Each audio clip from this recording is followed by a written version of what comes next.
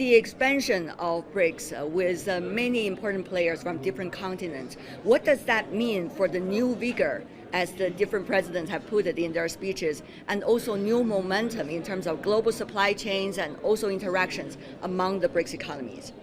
The expansion of BRICS, which is more than doubling the number of members, has a number of positive effects. First, it enlarges the markets in BRICS, and that's very important. More than 400 million additional consumers come in. But it also brings new ideas, new raw materials and resources, and new technologies. And thirdly, it consolidates the idea that the voice of the global south is important, that we need a world that is fair, that every country has the right to its path of development, and that should be protected, and that we are able to achieve what we do by cooperating. BRICS is not an exclusive body. We don't only want to trade with each other or invest in each other. We want a system where the world trades with each other and the world invests in each other. And measures where we decouple from each other is not good for society, it's not good for the world. And so I think there is a new energy, a new vigor that comes with this additional membership. And bear in mind that there are many other countries that want to join BRICS. And within one bite, we were only able to deal with 6 countries, but BRICS will no doubt be receiving many more expressions of interest and membership applications. And I know that, that BRICS will grow both in size but also in influence. Looking at these 6 new members, a lot of them are energy intensive countries, at least originally, UAE, Saudi Arabia, and also even some of the Latin American countries. So how do you see on the global supply chain, the BRICS countries can better cooperate with one another? And if there were cases like further disruption of global supply chain, how can the economies support one another?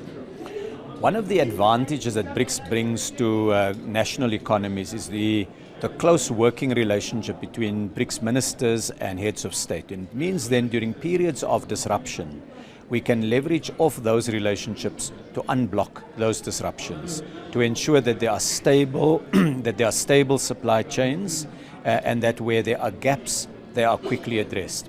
Energy is one such area, but there's also a common commitment in BRICS to promote green energy. Indeed. To recognize that climate change is real, that climate change will cause devastation to the lives not of future generations only, but even of our generation.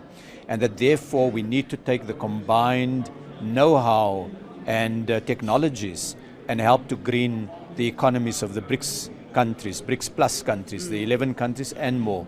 China today is the world's biggest producer of green component that goes into wind and solar plants. And China is also the world's biggest producer of electric vehicles. And so those pioneering technologies that China has developed can find expression through the building of plants, factories here on the African continent and in other BRICS countries, where China takes that technology and makes it available. The Chinese business people will get a return on investment. The countries where they invest in will get more jobs, right, and an opportunity to deepen the supply chains. So energy is both about the traditional energy that has powered the 20th century, but it's also about the new power sources of the 21st century. Right. This time, Mr. Minister, as you have noticed, both sides, China and South Africa, has been focusing on not only infrastructure building, but also industrialization, as the African continent is embracing both from the first industrialization all the way to the 4th industrialization. So how would you expect this expansion and discussions among you and your counterparts, for example, be able to benefit and let African continent to embrace these industrializations at the same time, now has to go through every historical process? Yes. So I want to draw first the connection between infrastructure and industrialization. Indeed. Infrastructure lays the basis. You need rail lines, you need power supply and so on. But industrialization creates the market. If you don't have a growing and thriving market, you can't pay for your infrastructure. So you seek always just to have them as donations.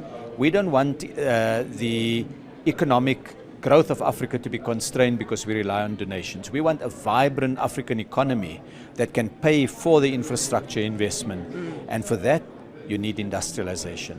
So what we're looking at now is using the mineral base of the African continent together with the technologies of BRICS countries.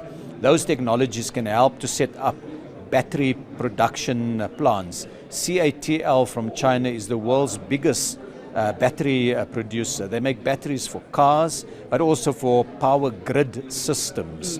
And we've pointed them to the opportunities to come and set up an operation here on the African continent, build those batteries here too. Yes, of course, build them in China, but also build them in Africa. And so we will develop regional value chains between African countries that would enable all countries to benefit. I met today with the Zambian Minister of Trade, and Zambia has enormous resources of copper. Copper would be used in electric vehicles, they would be used in many different applications, and Zambia also wants to make sure that that copper is processed here on the African continent. So there's a win-win opportunity between China and South Africa, between BRICS and the African continent.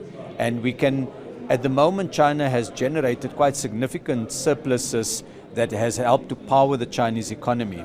There's an opportunity for some of that capital surplus to be invested in commercially viable projects here on the African continent, which then gives a dividend flow that goes back to China and strengthens the standard of living of the Chinese people. Point out, Mr. Minister, the financing is a crucial issue right now. Of course, there's a lot of misconceptions going on in, for example, media reporting about the so-called African debt.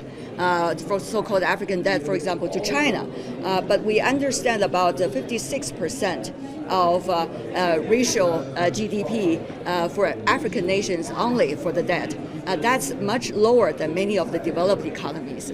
And meanwhile, three quarters of those debts are to international financial institutions rather to other single economies such as China. So how do you see, the misconceptions that people have about the so-called African debt trap, and also the urgent need and right understanding of financing for Africa, including, of course, South Africa? Yes. Yeah. So I trace the challenge of development and debt to the end of the Second World War. When the Bretton Woods institutions were set up, the World Bank and the IMF, the voices of the Global South was quite weak. And so the shareholding in those institutions and the level of support that the IMF and the World Bank has given African countries has been, first of all, too low, secondly, too expensive, and thirdly, with too many conditions. What Africa needs is productive investment. More than debt, it needs productive investment, where companies invest in a factory that makes profit and that can sell its goods. And so that's the industrialization part. So I don't think we can, that it is an appropriate thing to blame a country for the debt challenges. It's an underdevelopment trap that African countries have not emerged from at the end of colonialism. We saw, even though many African countries got political freedom, the economic chains were still there. And we want to break those chains. We want to work very collaboratively with everybody. We want to work with the European Union and the United Kingdom. We want to work with the United States, with China, with India, with Indonesia. The private sector as well, all the stakeholders. Exactly. This is about an open world, a world that says when people interact, when they travel, when they exchange ideas, when they study in each other's countries, when they invest, when they eat the kind of products. Having said that, though, there's another question about the Belt and Road Initiative. Yes. This is already 10th anniversary of that, and also it coincides with the 25th anniversary of China and South Africa diplomatic relations. Now, how do you see the depth and the sophistication the BRI has become, and how much of that has been contributed by emerging economies like South Africa and also later the African continent? So as I see the Belt and Road Initiative, it's really an attempt to build the transport and logistic infrastructure to enable trade, tourism, friendship, investment. And all of those are important. We all need to have connections with each other. In the old days, the Silk Road was a major moment where different parts of the world could trade with each other.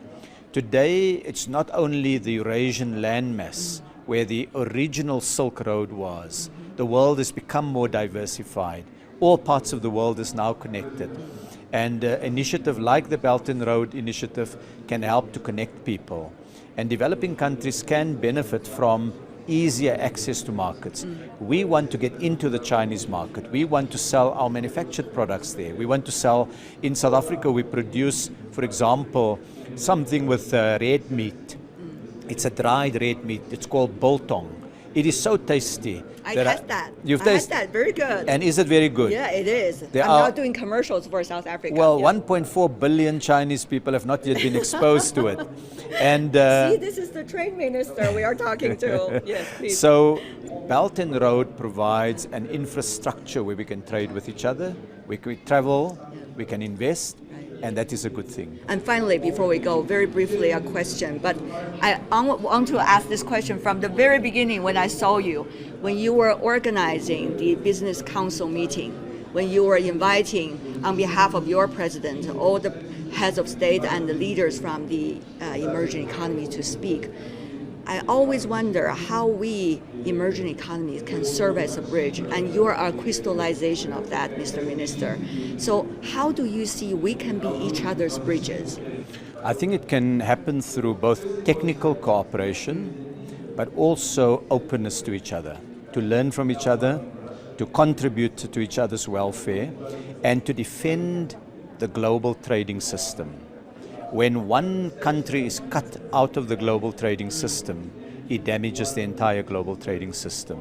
So the bridge, we want to build a bridge with Europe, we want to build a bridge with the United States, we want to build a bridge with China and India. We all need to be bridge builders because we are all human beings. We're one species. Whether my skin is brown or my skin is lighter, it doesn't matter.